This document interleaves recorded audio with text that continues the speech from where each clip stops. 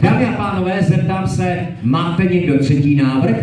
Avez-vous la troisième solution? Tak se zeptám, kdo je pro první návrh, písnička nebo básnička, zatleskejte? Nemáte nějaký třetí návrh? Já jsem pro ten druhý! Kdo je pro návrh číslo 2?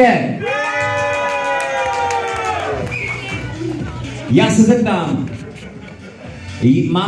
máme tady člověka, který mluvil na začátku, jmenuje se Honzik. Honziku, tak prosím tě, zeptej se ženícha a nevěsty, co rádi pijou, připrav celý tál smrťanů a přijď sem. Vodka a vodka. Takže prosím tě, běž zajistit plný tál smrťanů s vodkou a vodkou. Takže nevěsta říká, že by zpívala a ženík by dal frťany. Takže ženík rum a nevěsta zpívat. Takže ženík rum a nevěsta zpívat. Alors, on a décidé les solutions. Le marié, le homme, il prend de l'alcool et la femme chante.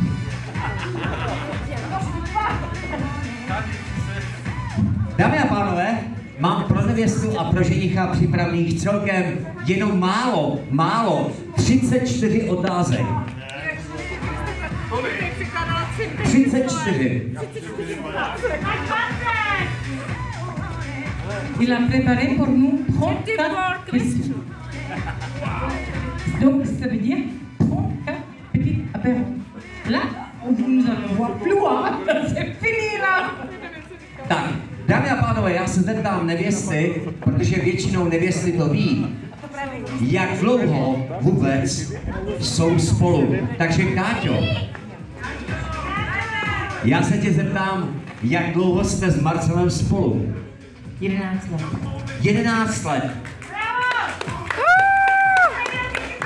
Takže dámy a pánové, za 11 let by se měli úplně suprově znát. Ale my každopádně na úvod půjdeme do historie a ta první otázka zní. První blok otázek, otázky pro zamilované.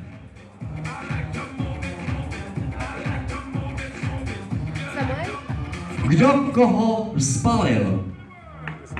Ne Marcel, mě.